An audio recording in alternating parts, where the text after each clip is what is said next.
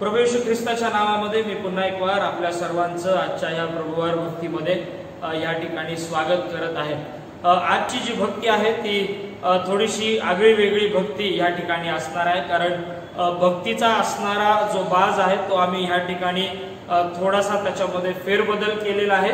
आपण वेगवेगळ्या पद्धतीनं यूट्यूबच्या माध्यमातून प्रेझेंट वर्शिपचे आतापर्यंत गीत आपण ऐकत आला आहात, त्याला दाद देत आलेला आहात आणि त्याच्याद्वारे तुम्ही नक्कीच आशीर्वादित झालेला आहात, हा माझा खात्रीचा विश्वास आहे। पण आता ह्या वेळेस ज्यावेळेस आम्ही लॉकडाऊन मध्ये आहोत आणि परिस्थिती जरी कठीण आहे, आजूबाजूला अतिशय भयानक अशी परिस्थिती जरी आम्हाला वाटत असेल, पण परमेश्वराची उपकार स्तुती करणं, परमेश्वराच्या नावाला स्तवन देणं आम्ही ह्या ठिकाणी सोडणार नाही आहोत। आणि म्हणून आजचा असणारा जो संदेश आहे तो प्रेझेंट वर्शिपला जोडून त्या ठिकाणी आम्ही करणार आहोत। आणि म्हणून आज आम्ही सर्वजण एकत्र येऊन ह्या ठिकाणी काही जे तरुण संघामधले काही लेकरं ह्या ठिकाणी आहेत आणि ते प्रेझेंट वर्शिपच्या द्वारे आपल्याला ह्या ठिकाणी प्रभूच्या सानिध्यामध्ये नेतील।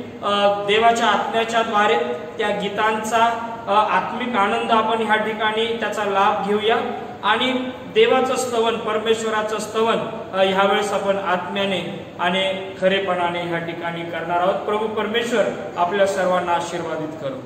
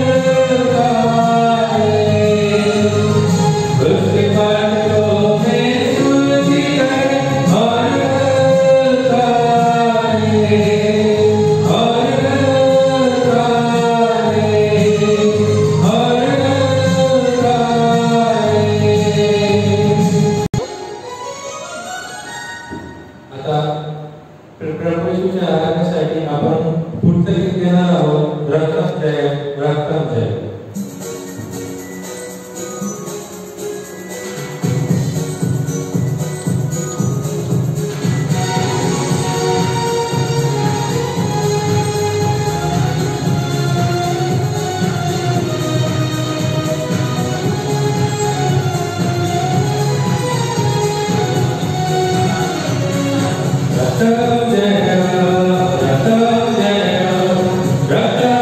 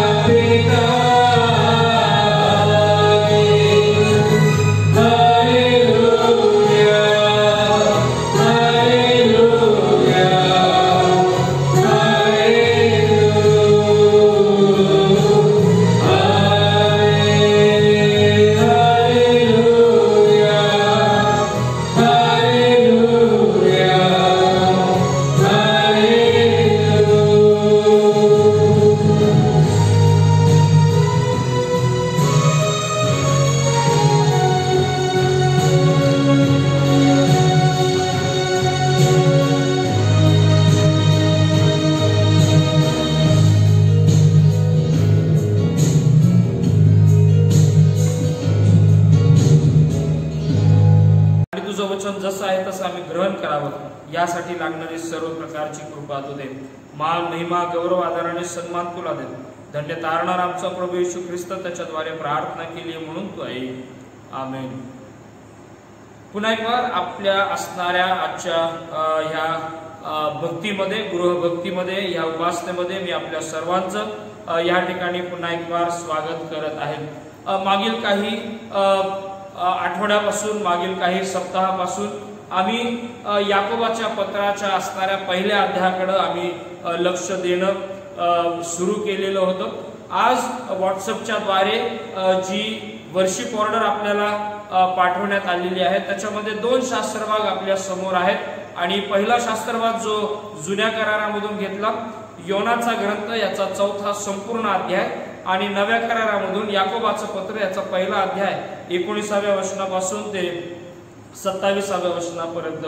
प्रिय बंधू आणि भगिनींनो, आम्ही सध्या अजूनही लॉकडाऊन मध्ये आहोत. अजूनही जी उपासना मंदिर आहेत, जी उपासना गृह आहेत, ही अजूनही अद्याप बंद आहेत. आणि ज्या घरामध्ये किंवा ज्या गृहामध्ये आम्ही उपासना करत आहोत त्याही ठिकाणी प्रभू आमची खूप सुंदर रीतीने भेट घेत आहेत. ऑनलाईन व्हिडिओच्या द्वारे, युट्यूबच्या माध्यमातून आपल्या समोर जे संदेश त्या ठिकाणी येत आहेत, जरूर ऐका. देवाचं असणारं वचन आपल्यापर्यंत वेगवेगळ्या माध्यमातून, वेगवेगळ्या मीडिया, सोशल मीडियावरून आपल्यापर्यंत येत असताना जरूर त्याचा आत्मिक आनंद घ्या. जरी पण गोष्टी लॉक आहेत तरी पण देवाच्या वचनाला बेडी कधीच पडत नाही, असं देवाचं वचन आम्हाला त्या ठिकाणी सांगतं. आणि म्हणून ऐकण्यासाठी तत्पर असूया, देवाचं वचन ग्रहण करण्यासाठी तत्पर असूया, जेणेकरून देवाचं गौरव आम्ही त्या ठिकाणी नक्कीच या माध्यमातून करू शकू. पुन्हा एक बार आपल्या सर्वांचं ह्या असणाऱ्या भक्तीमध्ये मी प्रभू येशू ख्रिस्ताच्या नावामध्ये स्वागत करत आहे. मागील काही दिवसापासून आम्ही याकोबाचं पत्र याचा पहिला अध्याय आणि त्याच्या 19व्या वचनामध्ये असणाऱ्या 3 महत्वाच्या फॅक्टर्स कडे आम्ही लक्ष द्यायला सुरुवात केली. 2 आठवड्यापूर्वी आम्ही हे बघितलं की ऐकावयास तत्पर असणं म्हणजे नेमकं काय असणं. त्याच्यानंतर आम्ही बघितलं की बोलावयास धीमा असणं याचा अर्थ नेमका काय आहे. आज मी ज्या गोष्टीकडे आपलं लक्ष केंद्रित करू इच्छितो किंवा देवाच्या वचनाकडे ज्या असणाऱ्या तिसऱ्या फॅक्टरकडे आम्ही लक्ष केंद्रित करणार आहोत, त्या ठिकाणी म्हटलेलं मी आपल्यासाठी 19वं वचन त्या ठिकाणी वाचत आहे. याकोबाचं पत्र पहिला अध्याय आणि त्याच्या 19व्या वचनामध्ये म्हटलेलं आहे, माझ्या प्रिय बंधूंनो, तुम्हास हे कळते तर प्रत्येक माणूस ऐकावयास तत्पर, बोलावयास धीमा, रागास मंद असावा. प्रिय बंधू आणि भगिनींनो, शेवटचा असणारा जो शब्द आहे किंवा शेवटचं असणारं जे स्टेटमेंट 19व्या वचनाच्या अखेरीला आहे, आज त्या असणाऱ्या स्टेटमेंटकडे किंवा त्या असणाऱ्या वक्तव्याकडे आज आम्ही लक्ष देणार आहोत. राग हा माणसाच्या अगदी जवळचा विषय आहे. काही जण कदाचित याला असं म्हणतील की आमचा फार जीवाभावाचा मित्र जर कोण असेल तर तो राग आहे. राग हा नैसर्गिक स्वभाव आहे.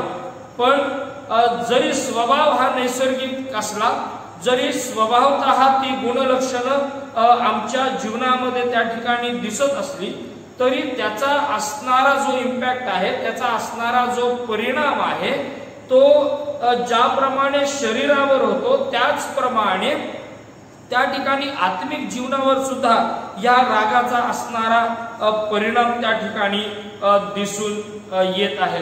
जर आम्ही थोडंसं आमच्या जन्माच्या काळामध्ये जर आम्ही गेलं, ज्या वेळेस आमचा जन्म झाला किंवा आज जी बालक जन्माला येत आहेत, मेडिकल मध्ये प्रोसेसमध्ये एक प्रोसेस अशी आहे की ज्या वेळेस बाळ मातेच्या उदरातून बाहेर येतं त्यावेळेस सगळ्यात पहिलं त्याला उलट करून त्याच्या पाठीवर किंवा त्याच्या बॅक साइडला त्या ठिकाणी मारलं जातं, यासाठी की हे जे बालक आहे, हे जे बाळ आहे, त्याने त्या ठिकाणी मोठमोठ्यानं रडावं, त्या ठिकाणी त्याने त्याचा आवाज पहिल्यांदा त्या ठिकाणी प्रदर्शित करावा. हे करण्याच्या पाठीमागचा जो उद्देश आहे किंवा हे करण्याच्या पाठीमागचा जो मेन एम आहे त्याचं कारण हे आहे, जर ते बाळ जर योग्य पद्धतीनं आणि पाहिजे त्या असणाऱ्या सिच्युएशन मध्ये जर ते रडत नाही तर त्याचं पर्यावसन ते बाळ मोठं होत असताना रागिष्टपणामध्ये त्या ठिकाणी होतं। आणि म्हणून काही ठिकाणी असं म्हटलं जातं की जर एखादा व्यक्ती जर खूपच रागिष्ट असेल तर त्याला हे म्हटलं जातं, काय रे, ज्यावेळेस तुझा जन्म झाला तर त्यावेळेस तू रडला नव्हतास का? अनेक वेळेस आमच्या रागाला आमच्या जन्माच्या वेळेस ज्या घटना घडल्या त्याच्या संगती त्या ठिकाणी त्याची जोडणी केली जाते। ख्रिस्तित्वाला किंवा ख्रिस्तित्वाच्या गुणवत्तेला जर तडा कशाने जात असेल, जर अडखळण कशाने जर होत असेल तर ते रागाने त्या ठिकाणी होत आहे। काही ठिकाणी हा राग आम्हाला घुसमटलेल्या अवस्थेमध्ये दिसतो, तर काही ठिकाणी या रागाला चांगलेच पाय फुटलेले आम्हाला त्या ठिकाणी दिसतात। काही ठिकाणी हा जो राग आहे हा राग आतल्या आत मनातल्या मनात त्या ठिकाणी साचवला जातो। रागाकडे लक्ष नको द्यावं असं वाटतं, पण हा राग जो आहे आपल्या वाणीनं अनेकांना इतरांचं लक्ष त्या ठिकाणी वेधून घेतो। इतरांना तो त्याच्या वाणीनं त्याच्या असणाऱ्या वेगवेगळ्या प्रकारच्या शब्दाने तो त्या ठिकाणी लोकांचं लक्ष त्या ठिकाणी वेधून घेत असतो। प्रिय बंधू आणि भगिनींनो, राग हा जरी आमच्या जीवनामध्ये सहज दिसत असला, राग आमच्या जीवनामध्ये जरी सहज रीतीने प्रगट होत असला, रागासाठी आम्हाला फारसे त्या ठिकाणी कष्ट करावे लागत नाही। रागासाठी आम्हाला त्या ठिकाणी काही वेगळ्या प्रकारचं ट्रेनिंग त्या ठिकाणी घ्यावं लागत नाही। राग दाखवण्यासाठी आम्हाला काही त्या ठिकाणी एक स्पेसिफिक प्रसंगच पाहिजे किंवा लोकेशनच पाहिजे किंवा ठराविक माणसंच त्या ठिकाणी समोर असायला हवीत, अशा कुठल्याच प्रकारचं बंधन या ठिकाणी रागाला नाहीये। पण ज्यावेळेस ह्या रागाकडे जर आम्ही बघितलं तर रागाविषयीची असणारी वक्तव्य या जगामध्ये भरपूर आहेत।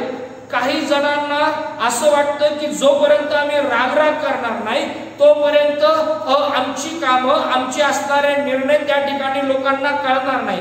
काही जणांना वाटतं की आमचा राग आम्ही व्यक्त केल्याशिवाय आमची कामं होणार नाहीत। आणि मग आज आम्ही जे जगामध्ये आम्ही जे बघत आहोत वेगवेगळ्या प्रकारचे त्या ठिकाणी क्रुसेड्स केलेले आम्हाला त्या ठिकाणी दिसून येतात। वेगवेगळ्या प्रकारचे असणारे त्या ठिकाणी मोर्चे काढलेले दिसून येतात। वेगवेगळ्या प्रकारचे त्या ठिकाणी राईट्स त्या ठिकाणी केलेले दिसून येतात। वेगवेगळ्या प्रकारच्या दंगली त्या ठिकाणी दिसून येतात। वेगवेगळ्या प्रकारचे मोर्चे रागामध्ये काढले जातात आणि या रागाचं पर्यावसन वेगवेगळ्या प्रकारच्या दंगलीमध्ये होतं, वेगवेगळ्या प्रकारच्या भांडणामध्ये होतं, वेगवेगळ्या प्रकारच्या असणाऱ्या एकमेकांचं त्या ठिकाणी वस्तूंची, दुकानांची, घरांची, वेगवेगळ्या प्रकारच्या सरकारी असणाऱ्या ज्या वस्तू आहेत त्यांची तोडफोड ही कशी केली जाते हे आम्हा सर्वांना त्या ठिकाणी ज्ञात आहे। आम्ही अनेक वेळेस या गोष्टी आमच्या असणाऱ्या दूरदर्शनवर त्या ठिकाणी पाहिलेल्या आहेत। आणि म्हणून राग हा ज्या प्रकारे दिसतो त्या प्रकारे त्याचं असणारं जे पर्यावसन आहे, त्याचा असणारा जो परिणाम आहे हा केवळ त्या व्यक्तीच्याच जीवनावर होत नाही तर त्या व्यक्तीच्या संबंधामध्ये त्याच्या कनेक्टिव्हिटीमध्ये आलेल्या प्रत्येक व्यक्तीच्या संगती, प्रत्येक वस्तूच्या संगती, प्रत्येक ठिकाणाच्या संगती त्या ठिकाणी या रागाच्या असणाऱ्या परिणामांना त्या ठिकाणी सामोरं जावं लागतं। आणि म्हणून पण पवित्र शास्त्रामध्ये ज्यावेळेस आम्ही बघतो, पवित्र शास्त्रामध्ये ज्यावेळेस आम्ही या रागाकडं किंवा पवित्र शास्त्राच्या दृष्टिकोनातून ज्यावेळेस आम्ही या रागाकडं जर बारकाईनं लक्ष दिलं तर आम्हाला हे कळतं की हा राग जो आहे हा कुठल्या कॉन्टेक्स्ट मध्ये हा याकोब त्या ठिकाणी सांगते। तो का म्हणतो की तुम्ही रागास मंद असणं गरजेचं आहे। जर आम्ही 19व्या वचनाच्या अगोदरची काही वचनं वाचली आणि 19व्या वचनानंतरची काही जर वचनं आम्ही त्या ठिकाणी वाचली तर आम्हाला हे समजून येईल की आता याकोब जो आहे, याकोब ह्या असणाऱ्या 12 वंशातल्या पांगलेल्या लोकांना तो वेगवेगळ्या प्रकारचे सिद्धांत शिकवत आहे, वेगवेगळ्या प्रकारचं शिकवण पवित्र शास्त्राची देवाच्या वचनातून तो त्या ठिकाणी देत आहे।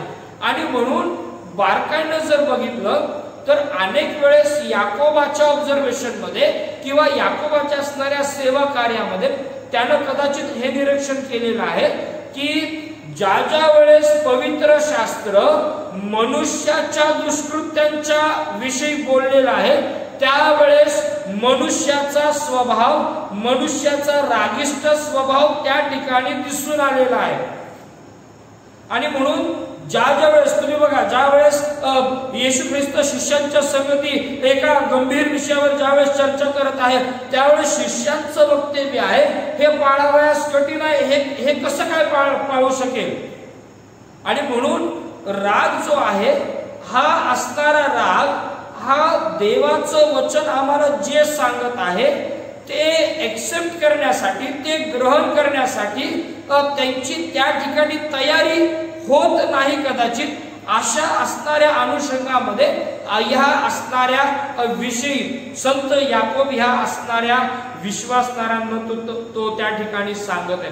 आणि म्हणून नीट लक्षात घेणं गरजेचं आहे की अनेक वेळेस आम्हाला ज्या वेळेस एखादा देवाचा सेवक देवाच्या वचनामधून ज्या वेळेस त्या वचनातली असणारी सत्यता प्रकट करतो, उदाहरणार्थ जर एखादा मद्यपी आहे आणि त्याला जर मी म्हटलं की बाबा रे देवाचं वचन आम्हाला सांगतं की तू दारू पिऊ नकोस, दारूमध्ये बेतालपणा आहे, एखाद्या व्यसनाधीन असणाऱ्या व्यक्तीला म्हटलंस की अरे तू व्यसनाधीन आहेस, तू सिगरेट पितोस, तू तंबाखू खातोस, तू अशा अशा गोष्टी करतोस, तू अशा अशा प्रकारच्या गोष्टी करतोस, ज्या वेळेस देवाच्या वचनातनं ही गोष्ट ज्यावेळेस त्यांच्या समोर सांगितली जाते किंवा त्यांच्या निदर्शनामध्ये आणली जाते त्यावेळेस त्यांना राग येतो। कारण का?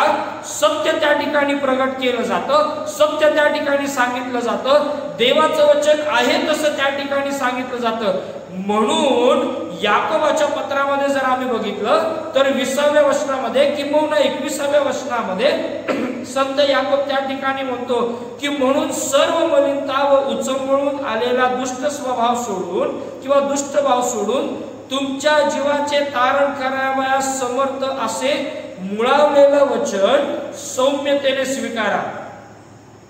तो का म्हणतो की मुळावलेलं वचन, की जे वचन तुम्हाला तारण करण्यासाठी समर्थ आहे ते तुम्हाला स्वीकारणं गरजेचं आहे। अनेक वेळेस रागामुळं आमचा असणारा राग, उदाहरणार्थ मी जर रागिष्ट आहे तर देवाचं वचन जे माझ्यापर्यंत येत आहे त्याला त्या रागामुळं मी ते वचन स्वीकारत नाही, कारण वचन माझ्या संगती सत्य बोलत आहे आणि ते सत्य माझ्या रागामुळे त्याच्यामध्ये अडथळा निर्माण करत आहे, हे लक्षात घ्या।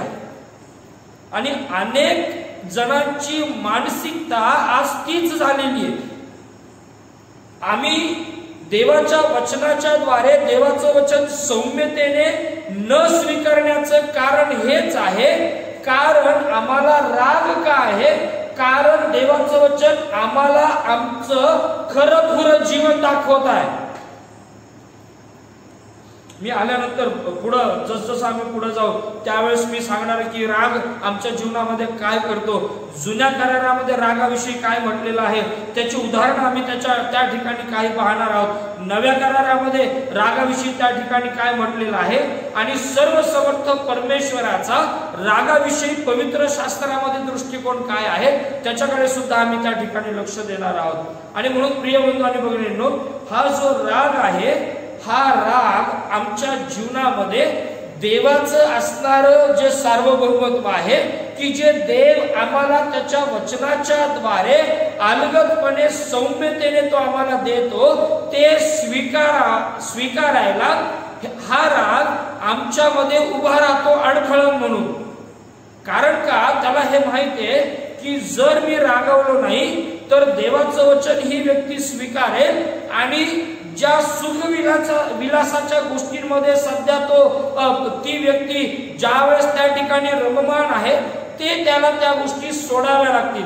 अनेक वेळेस माणसांना त्यांच्या सुखविलासाच्या गोष्टी, त्यांच्याकडे असणारी व्यसन, त्यांचा असणारा जो जुना स्वभाव आहे, त्यांचा असणारा जो ओरिजिनल स्वभाव आहे तो स्वभाव ज्या वेळेस देवाचं वचन दाखवतं त्यावेळेस त्यांना राग येतो. आमचा राग काय आहे? कारण देवाचं वचन आमची असणारी सत्यता आम्हाला दाखवतो. उदाहरणार्थ, जर मी व्यसनाधीन आहे, माझ्या जीवनामध्ये कैक प्रकारची व्यसन आहेत, माझ्या जीवनामध्ये कैक प्रकारचा एक वेगळ्या प्रकारचा स्वभाव आहे आणि देवाचं वचन जर मला ते दाखवतं तर मी त्या देवाच्या वचनावर राग करणार. मी देवाचं वचन वाचणार नाही, मी देवाच्या वचनाला किंमत देणार नाही, मी देवाचं वचन कधीच हाताळणार नाही.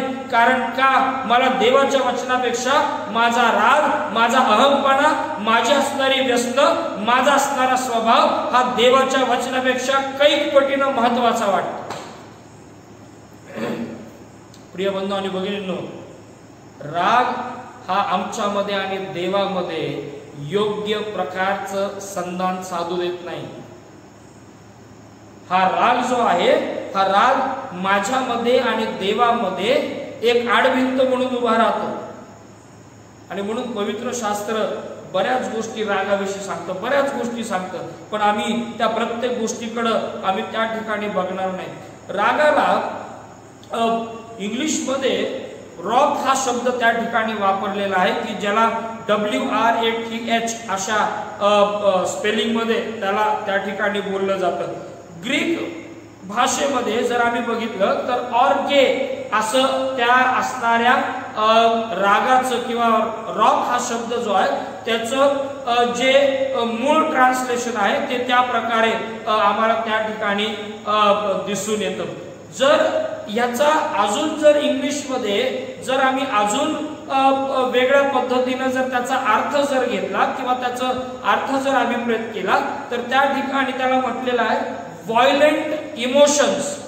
आमच्या ज्या भावना आहेत त्या एकदम अग्रेसर होणं, त्याच्यामध्ये एकदम एका प्रकारचं चिडचिडपण येणं आमच्या भावनांमध्ये, आणि त्या प्रकारचा असणारा शब्द त्या ठिकाणी वापरलेला आहे. हा एकदम अचानक दिसून येत नाही, हा अचानक कोणाला दिसत नाही, पण जर तो उफाळून आला तर तो भल्या भल्यांचं असणारं जीवन त्या ठिकाणी कोलमडून टाकू शकतो.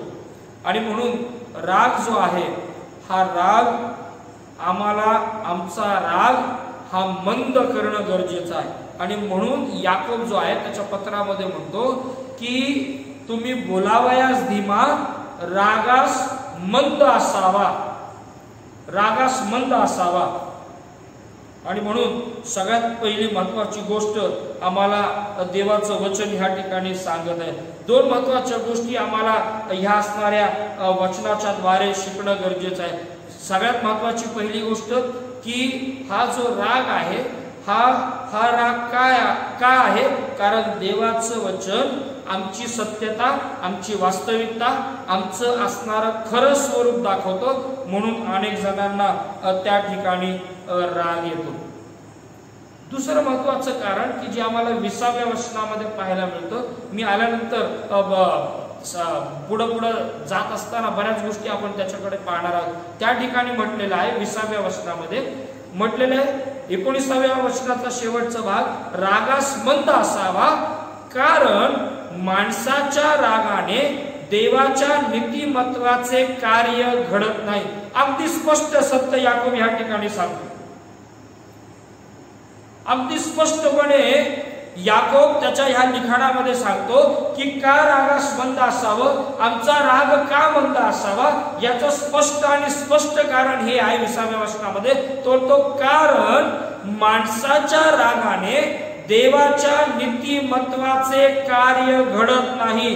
देवाचं असणारं जे नीतिमत्वाचं कार्य आहे, देवाचं असणारं जे पवित्रतेचं कार्य आहे, देवाचं आमच्याविषयी असणारं ज्या कार्यामध्ये सदहेतू आहे, ज्या कार्यामध्ये कुठल्याही प्रकारचा हिडन अजेंडा नाही, जे कार्य आमच्या हितासाठी, आमच्या सार्वकालिक जीवनासाठी, आम्ही ख्रिस्ताबरोबर सदा सर्व काळ राहावं यासाठी जे कार्य करण्यात येतं, त्या कार्यामध्ये हा राग जो आहे तो आमच्यामध्ये आणि त्या कार्यामध्ये एक अडखळ म्हणून उभा राहतो. आणि म्हणून लेखक त्या ठिकाणी म्हणत असताना म्हणतो कारण माणसाच्या रागानं, माणसाचा राग जो आहे हा देवाच्या नीतिमत्वाचं कार्य करून देत नाही किंवा ते घडवून आणत नाही. माणसाच्या रागानं देवाच्या नीतिमत्वाचं कार्य घडत नाही. देवाचं वचन आम्हाला त्या ठिकाणी स्पष्टपणे सांगतं. दुसरं कारण आहे की जे कारण 21व्या वचनामध्ये आम्हाला पाहायला मिळतं की लिटरली त्या ठिकाणी या रागाची असणारी डेफिनेशनच जणू काय याकोब त्या ठिकाणी देतोय. राग काय आहे, माणसाचा राग काय आहे, त्या ठिकाणी तो म्हणतो म्हणून सर्व मलिनता व उचंबळून आलेला दुष्ट स्वभाव सोडून. राग काय आहे, रोध काय आहे, त्या ठिकाणी म्हटलेलं आहे की ज्याच्यामध्ये सर्व प्रकारची मलिनता आहे आणि उचंबळून आलेला सर्व प्रकारचा दुष्ट स्वभाव. ही रागाची ऍक्च्युअल डेफिनेशन त्या ठिकाणी तो सांगतो. पण पुढे तो म्हणतो हे सर्व जे आहे ते सोडून तुमच्या जीवाचे तारण करावयास समर्थ असे मुळावलेलं वचन सौम्यतेने स्वीकारा. अनेक वेळेस राग काय करतो माहिती का? ह्या दोन गोष्टी आम्ही ह्या ठिकाणी बघितल्या की मनुष्याच्या रागानं देवाच्या नीतिमत्वाचं कार्य घडत नाही आणि रागाची ऍक्च्युअल डेफिनेशन आम्हाला काही प्रमाणामध्ये ह्या ठिकाणी पाहायला मिळते, ज्याच्यामध्ये सर्व मलिनता आहे आणि ज्याच्यामध्ये उचंबळून आलेला दुष्ट स्वभाव आहे. जोपर्यंत ते सोडत नाही तोपर्यंत आम्ही देवाचं वचन जे मुळावलेलं आहे, जे तारण करावयास समर्थ आहे, ते आम्ही सौम्यतेने स्वीकारू शकत नाही. राग काय करतो माहितीये का? राग याकोबाचं पत्र पहिला अध्याय आणि त्याच्या 19व्या वचनापासून ते 27व्या वचनापर्यंत जर बघितलं तर जवळजवळ 6 गोष्टी राग आमच्या जीवनामध्ये करत राहतो. सगळ्यात पहिली गोष्ट, देवाचं कार्य देवाच्या पद्धतीनं तो करू देत नाही. देवाच्या कार्यामध्ये तो एक आडभिंतीप्रमाणे उभं राहतो. दुसरी महत्वाची गोष्ट, वचन जे आहे ते सौम्यतेनं तो स्वीकारत नाही. तिसरी महत्वाची गोष्ट की जी आम्हाला 23व्या वचनामध्ये आणि 22-23 वचनामध्ये त्या ठिकाणी दिसते, त्या ठिकाणी म्हणतो की वचनाप्रमाणे तो आचरण करत नाही. ज्याच्या जीवनामध्ये राग आहे, ज्या माणसाच्या जीवनामध्ये राग आहे, तो वचनाप्रमाणे त्या ठिकाणी आचरण करत नाही, वचन सौम्यतेने स्वीकारत नाही. पुढे जर बघितलं तर त्या ठिकाणी म्हटलेले राग जो आहे हा स्वतःचीच फसवणूक करतो. राग जो आहे हा स्वतःचीच फसवणूक करतो. रागिष्ट व्यक्तीला असं वाटतं की मी जे बोलतो तेच सत्य आहे. रागिष्ट व्यक्तीला हे वाटतं मी जे सांगत आहे तेच योग्य आहे, बाकीचे जे सर्व सांगत आहेत ते एकदम चुकीचं आहे. त्यांच्या वक्तव्याला माझ्या असणाऱ्या विचारांमध्ये कुठल्याही प्रकारचं त्या ठिकाणी जागा नाहीये किंवा लवलेशही नाही. आणि म्हणून राग जो आहे हा स्वतःची फसवणूक करतो. 26व्या वचनामध्ये जर आम्ही आलं, याकोबाचं पत्र पहिला अध्याय आणि 26व्या वचनामध्ये तो म्हणतो राग हा आमच्या जिभेला आळा घालू देत नाही. राग आमच्या जिभेला अशा प्रकारे तो वळवत राहतो जे आम्ही बोलू नये ते आम्ही इतरांना बोलत राहतो. जिभेला कंट्रोल राहत नाही. आणि म्हणून याकोब जर आम्ही 3ऱ्या अध्यायामध्ये जर बघितलं तर त्या ठिकाणी तो जीभ ताब्यात ठेवण्याविषयी बोलतो आणि जिभेला तो आग म्हणतो. आमची जीभ जी आहे ती त्या ठिकाणी आळा घालू देत नाही. ती सतत आणि सतत त्या रागामध्ये बोलत राहते. जोपर्यंत ती व्यक्ती त्या रागामध्ये समाधानी होत नाही तोपर्यंत त्यांच्या असणाऱ्या ती वक्तव्य त्या ठिकाणी चालतच राहतात. 27व्या वचनामध्ये म्हटलेले स्वतःला जगापासून निष्कलंक ठेवण्यामध्ये तो त्या ठिकाणी फेल होत राहतो. तो त्या ठिकाणी जणू काय एक अडखळ म्हणून त्याला ते येत राहतं. काय तर तो आहे राग. आणि म्हणून राग जवळजवळ ह्या सर्व गोष्टी करतो.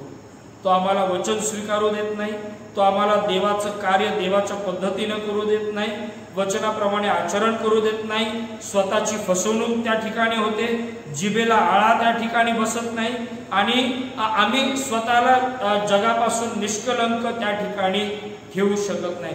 राग आमच्या जीवनामध्ये अशा प्रकारे कार्य करत राहतो.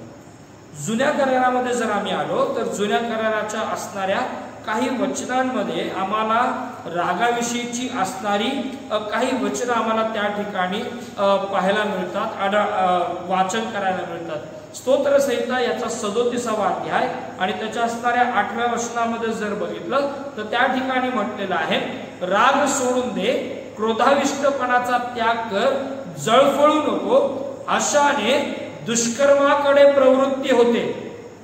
राग जो आहे हा राग आणि क्रोधाविष्टपणा, देवाचा सेवक म्हणतो की ते सोडून दे.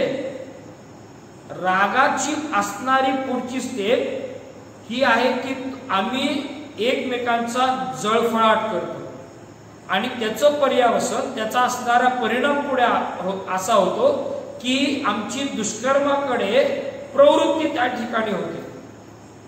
आणि म्हणून लेखक ह्या ठिकाणी म्हणत असताना म्हणतो की राग सोडून दे, क्रोधाविष्टपणाचा त्याग कर, जळफळू नकोस, अशाने दुष्कर्माकडे प्रवृत्ती होते. एवढंच केवळ नाही, नीतिसूत्र याचा 14वा अध्याय आणि त्याच्या असणाऱ्या 29व्या वचनामध्ये जर आम्ही बघितलं तर त्या ठिकाणी म्हटलेलं आहे, ज्याला लवकर क्रोध येत नाही तो महाबुद्धिवान होय. ज्याला लवकर क्रोध येत नाही तो महाबुद्धिवान होय असं म्हटलेलं आहे. म्हणजे ज्याचा राग कंट्रोल्ड आहे त्याचं असणारं कंपॅरिझन महान बुद्धिवानाबरोबर त्या ठिकाणी केलेलं आहे. प्रिय बंधू आणि भगिनींनो, आम्हाला राग येतो का? आमचा राग विकोपाला जातो का? अनेक वेळेस आम्ही आमच्या घरामध्ये ज्या वेळेस वावरतो, अनेक वेळेस आम्ही आमच्या सहकार्यावर, आम्ही आमच्या सहचारिणीवर, आम्ही आमच्या असणाऱ्या लेकरांवर, आम्ही आमच्या असणाऱ्या आई वडिलांवर, आम्ही कुठला तरी काहीतरी आमच्या जीवनामध्ये झालेलं असतं आणि तो त्या ठिकाणी राग आम्ही त्या ठिकाणी सहजरित्याने आम्ही व्यक्त करतो. आमच्या रागामुळं आम्ही कोणाच्या तरी अंतःकरणाला त्या ठिकाणी दुःखी करतो. आमच्या रागामुळं कोणाच्या तरी डोळ्यामध्ये आम्ही न कळत अश्रू आणतो.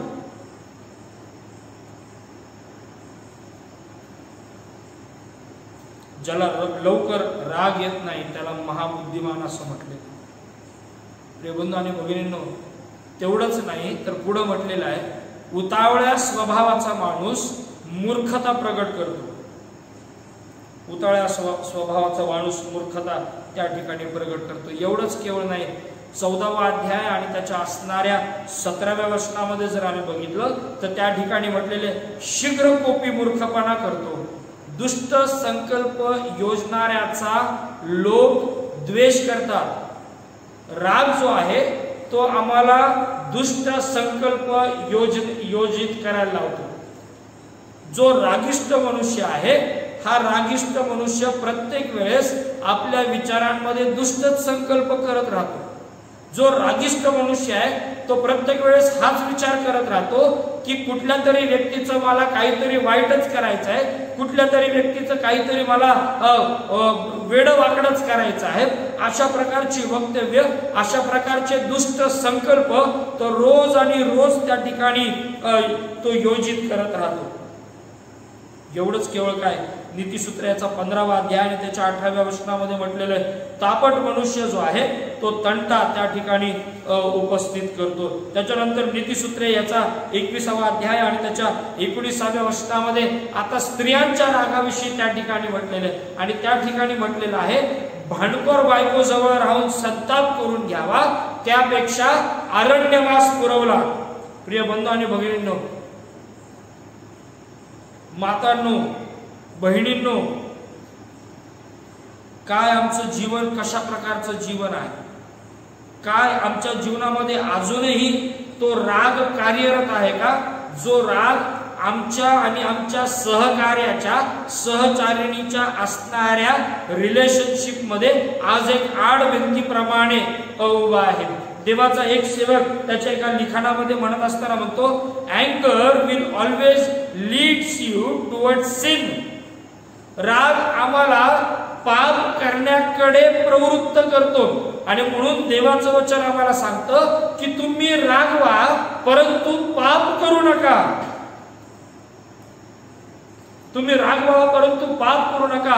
पवित्र शास्त्रामध्ये जुन्या करारामध्ये आम्हाला काही अशी उदाहरणं मिळतात की ज्या उदाहरणांच्या द्वारे आम्ही हे समजू शकतो, आम्ही हे शिकू शकतो की भल्या भल्या सेवकांनी राग केला आणि देवाच्या समक्षतेमध्ये येण्यापासून त्यांना त्या ठिकाणी बाधा झाली. भल्या भल्या सेवकांनी आपल्या असणाऱ्या रागाला त्या ठिकाणी जागा मोकळी करून दिली आणि देवाच्या असणाऱ्या अभिवचनापासून ते दूर झाले.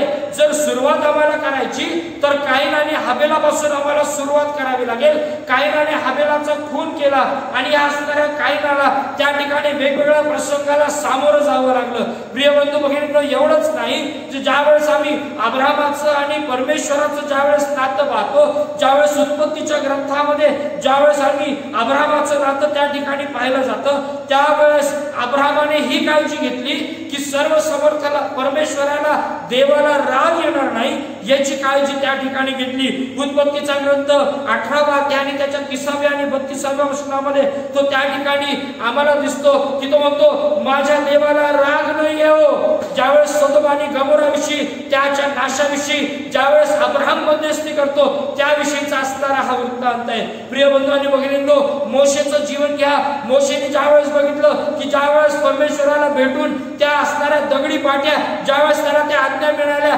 ज्यावेळेस तो त्या डोंगरावरून पर्वतावरून खाली घेऊन येत होता, त्यावेळेस बघितलं की त्या ठिकाणी खाली नाच गाणं सुरू आहे आणि रागाने त्याने त्या दगडी पाटी त्या ठिकाणी फेकून दिल्या. त्या फुटल्या. परिणाम काय झाला? त्याला स्वतःच्या हाताने दगडी पाट्या बनवाव्या लागल्या. एवढंच केवळ काय प्रिय बंधू भगिनींनो, त्या ठिकाणी मोशेच्या जीवनामध्ये आम्ही पाहतो की ज्यावेळेस देवाची आज्ञा नसताना ज्यावेळेस रागाने ज्यावेळेस त्यांनी खडकावर काठी आपटली, वचनदत्त देशामध्ये जाण्यापासून त्याला त्या ठिकाणी मनाई करण्यात आली. काईनाने हाबेलाचा खून केला. जे 2 शास्त्रभाग आम्ही वाचले, योनाचा ग्रंथ आणि त्याचा 4था अध्याय आणि पहिल्याच वचनामध्ये जर आम्ही पाहिलं तर त्या असणाऱ्या पहिल्याच वचनामध्ये आम्हाला त्या ठिकाणी दिसून येतो, त्या ठिकाणी म्हटलेलं आहे योनाचं पुस्तक याचा 4था अध्याय आणि पहिल्या वचनामध्ये योनाला यावरून फार वाईट वाटले व त्याला राग आला असं देवाचं वचन आम्हाला सांगतं. एवढंच केवळ नाही तर योनाच्या 4थ्या अध्यायाच्या 9व्या वचनामध्ये जर आम्ही आलो तर त्या ठिकाणी म्हटलेलं आहे, तेव्हा देव योनाला म्हणाला, तुम्हीवरून तू का रागवावे? तू रागवावे हे बरे काय? तो म्हणाला, म्हणजे योना म्हणाला, रागामुळे माझा प्राण गेला तरी पुरवले. योना हट्टाला पेटला रागामुळे. देवाच्या समोर तो हट्टानं पेटला. राग आम्हाला देवाच्या समोर सुद्धा हट्टीपणा करायला उद्युक्त करतो. आम्हाला हे कळायला पाहिजे की आम्ही कोणासमोर हट्टीपणा करत आहोत. योनाने हट्टीपणा केला कोणासमोर? सर्वसमर्थ परमेश्वरासमोर. प्रिय बंधू आणि भगिनींनो, नेहमीच्या ग्रंथामध्ये जर आम्ही 4थ्या अध्यायामध्ये जर आम्ही आलो आणि त्याच्या 7व्या असणाऱ्या वचनाकडे जर आम्ही लक्ष केंद्रित केलं तर आम्हाला एक गोष्ट त्या ठिकाणी समजून येईल. नेहमीचं पुस्तक याचा असणारा 4था अध्याय आणि त्याच्या 7व्या वचनामध्ये आम्हाला त्या ठिकाणी दिसून येतं, यरूशलेमेचा कोट बांधण्याचे काम झपाट्याने चालले आहे, त्यातली खिंडारे बुजू लागली आहेत असे सनबल्लड, तोबिया, अरबी, अम्मोनी व अशदोदी यांनी ऐकले. तेव्हा त्यास मनस्वी क्रोध आला. नेहम्या त्या ठिकाणी यरूशलेमेचे कोट बांधण्याचं त्या ठिकाणी काम करते. खिंडार बुजू लागले. अशा गोष्टी असताना सुद्धा या असणाऱ्या 3-4 त्या ठिकाणी मनस्वी राग आला. अनेक वेळेस आमचा राग हा एखाद्या चांगल्या गोष्टीसाठी नसून एखाद्या व्यक्तीचं जीवन चांगलं होत आहे, एखादा व्यक्ती चांगलं करत आहे, एखादा व्यक्ती काहीतरी उत्कृष्ट कार्य करत आहे, अशा वेळेस सुद्धा आम्हाला राग त्या ठिकाणी येतो. जो राग आम्हाला देवाच्या समोर हट्टीपणा करायला लागतो. हे झालं जुन्या करारात. नव्या करारामध्ये जर आम्ही बघितलं तर असणाऱ्या रोमकरासपत्र याचा असणारा 12वा अध्याय आणि त्याच्या असणाऱ्या 14व्या वचनापासून 19व्या वचनापर्यंत जर आम्ही बघितलं तर त्या ठिकाणी लिहिणारा लेखक फार सुंदर रीतीने त्याच्या असणाऱ्या काही गोष्टी त्या ठिकाणी लिहित आहे. रोमकरासपत्र 12वा अध्याय 14व्या वचनापासून जर आम्ही पाहिलं तर त्या ठिकाणी म्हटलेलं आहे, तुमचा छळ करणाऱ्यांना आशीर्वाद द्या, आशीर्वादच द्या, शाप देऊ नका, आनंद करणाऱ्यांबरोबर आनंद करा आणि शोक करणाऱ्यांबरोबर शोक करा, परस्पर एक चित्त असा, मोठमोठ्या गोष्टींवर चित्त ठेवू नका, तर लीन वृत्तीच्या लोकांचा सहवास करा, स्वतःला शहाणे समजू नका, वाईटाबद्दल वाईट अशी कोणाची फेड करू नका, सर्व मनुष्यांच्या दृष्टीने जे सात्विक ते करण्याकडे लक्ष ठेवा, शक्य तर सर्व माणसांबरोबर तुम्हाकडून होईल तितके शांतीनं राहा, प्रियजन हो, सूड उगू नका, तर देवाच्या क्रोधाला वाट द्या, कारण असा शास्त्रलेख आहे की सूड घेणे माझ्याकडे आहे, मी फेड करीन असे प्रभू म्हणतो। प्रिय बंधू आणि भगिनींनो, राग आम्हाला देवाच्या विरोधामध्ये काम करायला लावतो, राग आम्हाला स्वकेंद्रित करतो। एवढंच केवळ नाही, जर आम्ही गलतीकरास पत्र याचा असणारा मला वाटतं 5वा अध्याय जर काढला आणि या 5व्या अध्यायाच्या असणाऱ्या काही वचनांकडे जर आम्ही लक्ष केंद्रित केलं, म्हणजे 19व्या वचनापासून ते 21व्या वचनापर्यंत जर आम्ही लक्ष केंद्रित केलं, तर त्या ठिकाणी बऱ्याच गोष्टी आम्हाला त्या ठिकाणी पाहायला मिळतात। त्या ठिकाणी म्हटलेलं आहे, देहाची कर्मे तर उघड आहेत, गलतीकरास पत्र 5वा अध्याय 19वं वचन, देहाची कर्मे तर उघड आहेत, ती ही जार कर्म, अशुद्धपणा, कामातुरपणा, मूर्तीपूजा, चेटके, वैर, कलह, मत्सर, राग, तट, फुटी, पक्षभेद, हेवा, दारूबाजी, रंगेलपणा आणि अशा इतर गोष्टी, ह्यांविषयी मी तुम्हाला पूर्वी जे सांगून ठेवले होते तेच आता सांगतो की अशी कर्मे करणाऱ्यांना देवाच्या राज्याचे वतन मिळणार नाही। इफिसकरास पत्र 4था अध्याय 31वं वचन, कलसेकरास पत्र याचा 3रा अध्याय आणि 8व्या वचनामध्ये आम्हाला त्या ठिकाणी स्पष्टपणे सांगितलंय। आणि म्हणून इफिसकरास पत्रामध्ये आल्यानंतर त्याच्या 4थ्या अध्यायाच्या 26व्या वचनामध्ये आल्यानंतर संत पौल इफिसच्या मंडळीला म्हणत असताना म्हणतो, संत पौल म्हणतो, तुम्ही रागवा परंतु पाप करू नका, सूर्य मावळण्याच्या अगोदर तुमच्या रागाचं शमन होणं गरजेचं आहे। प्रिय बंधू आणि भगिनींनो, आमचा राग कसा आहे, कुठल्या कारणासाठी आम्ही कोणावर रागवत आहोत? आजच्या जगातला राग हा कॉम्पिटिटिव्ह राग आहे, कुठल्या तरी व्यक्तीचं चांगलं होत आहे, कुठल्या तरी ठिकाणाचं चांगलं होत आहे म्हणून त्या व्यक्तीचा, त्या असणाऱ्या ठिकाणाचा राग केला जातो, कुठल्या तरी असणाऱ्या कुटुंबाचं चांगलं होत आहे, कुठल्या तरी असणाऱ्या इन्स्टिट्यूशनचं चांगलं होत आहे, कुठल्या तरी असणाऱ्या मंडळीचं चांगलं होत आहे म्हणून त्या ठिकाणी राग केला जातो। येशू ख्रिस्त सुद्धा रागावला, मंदिराचं शुद्धीकरण ज्यावेळेस त्यांनी केलं त्यावेळेस तो रागावला। मत्ते 23 आणि 13व्या वचनापासून 36व्या वचनापर्यंत सदुक्यां संगती, परुषां संगती बोलत असताना त्यांच्याविषयीची जी वक्तव्य त्यांनी केली त्याच्याविषयी तो त्या ठिकाणी रागवताना आम्हाला त्या ठिकाणी दिसतो। सर्वसमर्थ परमेश्वराचा जो दृष्टिकोन आहे त्याच्याकडे आम्हाला लक्ष केंद्रित करणं गरजेचं आहे। कदाचित आम्ही असं म्हणू की आमचा देव रागवतो म्हणून आम्ही रागवतो, आमचा देव रागवतो म्हणून आम्ही रागवतो। प्रिय बंधू आणि भगिनींनो, कळत न कळत आमचा राग आम्ही देवाच्या क्रोधाशी, देवाच्या रागाशी आम्ही कंपेअर करायला सुरुवात करतो।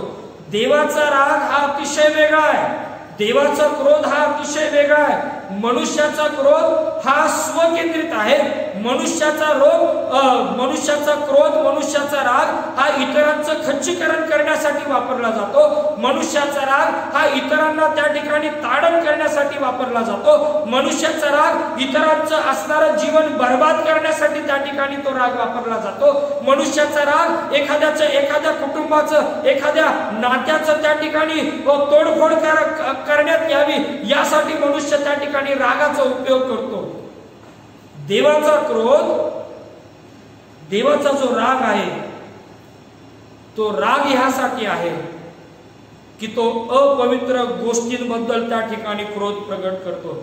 इस्रायला सांगते देवानं तेच केलं, ज्या ज्या ठिकाणी इस्रायलाने देवाला सोडलं, ज्या ज्या ठिकाणी इस्रायलाने अपवित्रतेच्या गोष्टी केल्या, ज्या ज्या ठिकाणी इस्रायलाने देवाच्या इच्छेच्या विरुद्ध गोष्टी केल्या, देव त्या ठिकाणी क्रोधाविष्ट झालेला, संतापलेला आम्हाला त्या ठिकाणी पाहायला मिळतो. आणि म्हणून आमचा राग आणि परमेश्वराचा राग किंवा परमेश्वराचा क्रोध याच्यामध्ये बरंच अंतर आहे. आम्ही आमच्या रागाला परमेश्वराच्या रागाशी, परमेश्वराच्या क्रोधाशी कंपेअर नाही करू शकत. देवाचा राग हा त्याच्या प्रती असणाऱ्या अपवित्र गोष्टींबद्दल किंवा त्याच्या अपवित्र कृत्यांबद्दल त्या ठिकाणी असणारी सत्य प्रतिक्रिया जी त्यांनी व्यक्त केलेली आहे, तो त्याचा राग आहे किंवा क्रोध आहे. देवाचा एक सेवक म्हणतो, his true response of unholiness and ungodliness. तो त्या ठिकाणी त्याची प्रतिक्रिया त्या माध्यमातून त्या ठिकाणी देत आहे. आणि म्हणून जर आम्ही बारकाईनं रोमकरास पत्र याचा पहिला अध्याय जर काढला आणि त्याच्या पहिल्या अध्यायाच्या 18व्या वचनापासून जर बघितलं तर त्या ठिकाणी स्पष्ट म्हटलेलं आहे, वास्तविक जी माणसे अनितीने सत्य दाबून ठेवतात त्यांच्या अभक्तीवर व अनितीवर देवाचा क्रोध स्वर्गातून प्रगट होतो. देवाचा क्रोध स्वर्गातून प्रगट होतो. कोणावर? जी माणसं अनितीने सत्य दाबून ठेवतात त्यांच्या अभक्तीवर आणि अनितीवर. लक्षात घ्या. आणि म्हणून परमेश्वराचा राग जो आहे हा कोणाची हानी करत नाही, तर परमेश्वराचा राग आणि परमेश्वराचा क्रोध हा मनुष्याचं सुधारणूक करण्यासाठी परमेश्वर क्रोधाविष्ट होतो. आणि म्हणून हे समजून घेणं गरजेचं आहे. एक शेवटचं उदाहरण सांगतो आणि मग माझ्या संदेशाची समाप्ती मी या ठिकाणी करत आहे. एक पती पत्नी एका गावामध्ये, एका घरामध्ये त्या ठिकाणी राहत होते. आणि पती जो आहे हा पती ज्या वेळेस तो घरात येत असायचा, ज्या वेळेस तो घरात असायचा, तो आपल्या पत्नी संगती कधीच मृदू भाषेमध्ये किंवा मंद स्वरामध्ये तो कधीच बोलला नाही. ज्या वेळेस त्याला एखादी मागणी करायची, ज्या वेळेस त्याच्या पत्नी संगती त्याला बोलायचं आहे, त्या प्रत्येक वेळेस तो त्या पत्नी संगती रागानेच बोलायचा, तुच्छ स्वभावाने बोलायचा, तुच्छतेच्या शब्द वापरून तो आपल्या पत्नी संगती त्या ठिकाणी बोलायचा. रोजचा दिवस त्याच पद्धतीनं, त्याच असणाऱ्या रागानं, त्याच असणाऱ्या वेड्या वाकड्या शब्दानं त्या ठिकाणी जायचा. आणि पती कामाला गेल्यानंतर ही जी पत्नी आहे ती बिचारी पत्नी आपल्या बिछाण्यावर बसून त्या ठिकाणी अश्रू गाळत राहायची, त्या ठिकाणी ती रडत राहायची आणि प्रार्थना करत राहायची की प्रभू कधी माझ्या जीवनामध्ये त्यांचे गोड शब्द मला ऐकायला मिळतील, कधी माझ्या जीवनामध्ये त्यांचे मंद आणि चांगले शब्द मला ऐकायला मिळतील. बरेच महिने गेले, बरेच वर्ष गेले आणि एक दिवस दाराची बेल त्या ठिकाणी वाजली आणि पुन्हा एकदा ही जी पत्नी आहे तिचं असणार काळजाची धडधड सुरू झाली. कारण तिला माहित होतं ह्या वेळेला आता पती महाशय आलेले आहेत आणि दार उघडताच काहीतरी रागाचा शब्द, काहीतरी वेडा वाकडा शब्द आता मला परत ऐकायचंय, परत आता माझं जीवन त्याचप्रमाणे त्या ठिकाणी व्यतीत होणार, परत त्याच प्रकारचे शब्द मला ऐकू येणार. दार उघडलं गेलं आणि तिच्या काळजाचा ठोका चुकला. ज्या पतीच्या मुखामध्ये शिव्या शाप ती ऐकायची, ज्या पतीच्या मुखामध्ये राग आणि तिरस्कार भरलेला असायचा, तो पती त्या दरवाजात उभा असलेला ढसा रडताना या पत्नीनं पाहिला आणि तिला आश्चर्याचा धक्का बसला आणि ती म्हणू लागली की अहो तुम्हाला काय झालं. त्याच्या हाताला पकडून, त्या पतीच्या हाताला पकडून त्याला सन्मानानं आत घेतलं, त्या असणाऱ्या बेडवर, त्या खुर्चीवर त्या ठिकाणी बसवलं आणि त्याला ती विचारू लागली की अहो तुम्हाला काय झालं. आणि ह्या पतीनं त्या पत्नीचा हात आपल्या हातात घेतला आणि तो म्हणू लागला की खरंच किती वर्ष झाले मी तुझ्या संगती चांगल्या शब्दाने बोललो नाही, किती वर्ष झाले मी तुझ्याविषयी एक चांगला शब्द मी त्या ठिकाणी काढला नाही. आणि त्या पत्नीच्या डोळ्यामध्ये अश्रू येत राहिले. पती म्हणू लागला तुला माहितीये का हे का झालं, तुला माहितीये का हे का झालं. ज्या लोकलने मी आज प्रवास करत होतो, ज्या लोकलने मी आज प्रवास करत होतो त्या लोकल माझ्या मी ज्या ठिकाणी बसलो होतो त्या ठिकाणी माझ्या शेजारी एक ख्रिस्ती गृहस्थ बसले होते की जे एका चर्चचे पाळक होते आणि ते माझ्या संगती बोलत असताना मी पण त्यांच्या संगती रागाने बोलत राहिलो आणि त्यांनी एक शास्त्र भाग काढला आणि मला त्यातून मार्गदर्शन केलं. पत्नीला तू म्हणू लागला, मी त्या ठिकाणी तुटून गेलो, मी त्या ठिकाणी छिन्न विच्छिन्न झालो. ते वचन ऐकल्यानंतर मला माझ्या पापांची, मला तुझ्या संगती केलेल्या त्या वाईट शब्दांची तो प्रत्येक एक एक एक एक शब्द मला आठवू लागला आणि मी त्या रेल्वेमध्ये त्या सेवकाच्या समोर पश्चाताप केला. पत्नीचे त्यांनी त्या ठिकाणी क्षमा मागितली. त्या पत्नीने विचारलं, असं काय त्या देवाच्या सेवकाने सांगितलं? आणि त्याने बायबल उघडलं, यशाचा ग्रंथ काढला, 53वा अध्याय काढला आणि त्यातलं 7वं वचन वाचलं.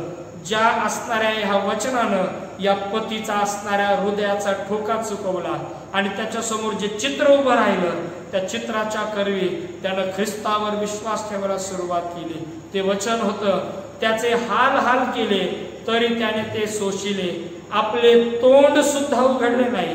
वधावयास नेत असलेल्या कोकराप्रमाणे, लोकर कातरण्यापुढे गप्प राहणाऱ्या मेंढराप्रमाणे तो गप्प राहिला, त्याने आपले तोंड उघडले नाही. पत्नीला तो म्हणाला, मी राग राग केला, मी शिव्या शाप ह्या मुखानं दिलं, या मुखानं मी तोंड उघडत राहिलो. पण ज्या ख्रिस्तानं माझ्यासाठी वधस्तंभावर प्राण अर्पण केला, माझ्यासाठी फटके सहन करत असताना त्यानं तोंड सुद्धा उघडलं नाही. मग मी का माझं तोंड या वाईट शब्दांसाठी उपयोगामध्ये? प्रिय बंधू आणि भगिनींनो, देवाचं वचन आम्हाला सांगतं, तू आपलं मुख चांगल्यासाठी उघड म्हणजे मी ते भरीन.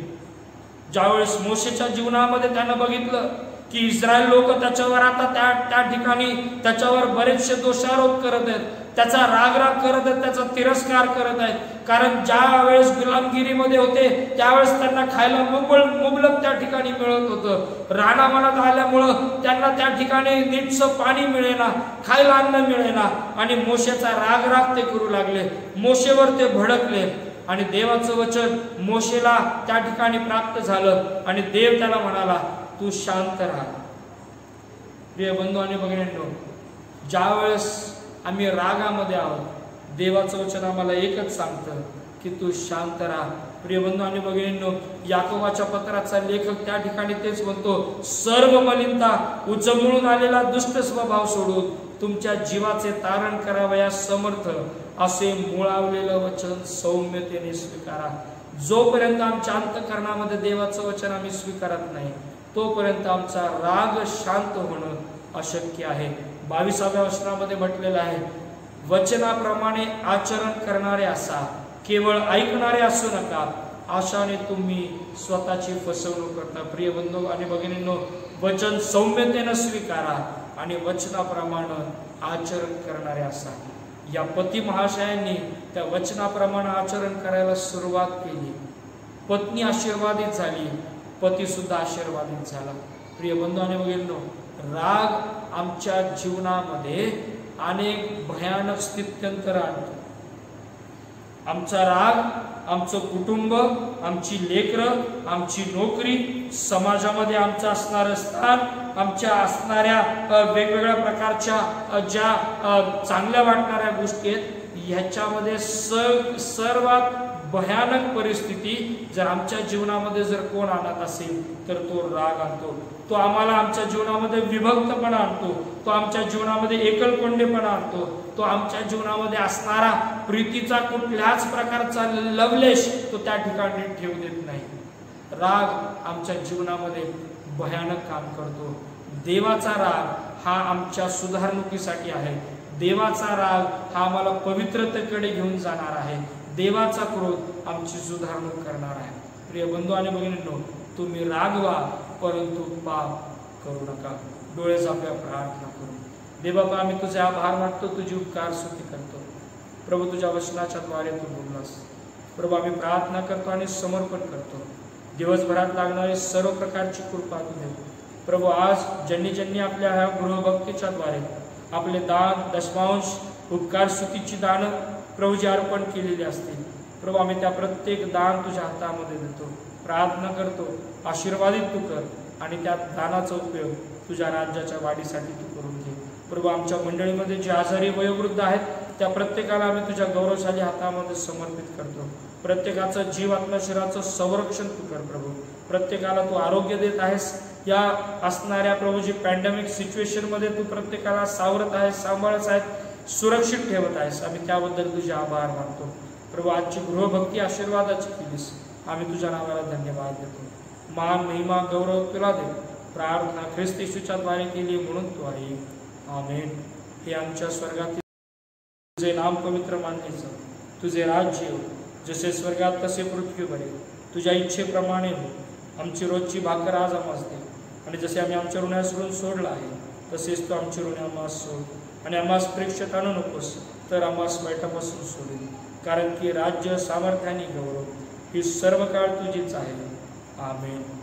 सुवंद्य देवा परात्पर, स्तवा हो त्याला खाली वर, तो बाप पुत्र आत्मा जाण, त्रैक्याला द्या अनंत मान, आमेन। आणि आता बुद्धी सामर्थ्याच्या पलीकडे असणारे देवबापाची प्रीती, प्रभू येशू ख्रिस्ताची कृपा आणि पवित्र आत्म्याची सहभागिता आम्हातील प्रत्येकाबरोबर येथून पुढे सदा सर्व काळासाठी असो, amen. Hallelujah, hallelujah, hallelujah, hallelujah. Thank you Jesus, thank you Jesus, thank you Jesus, praise you Jesus.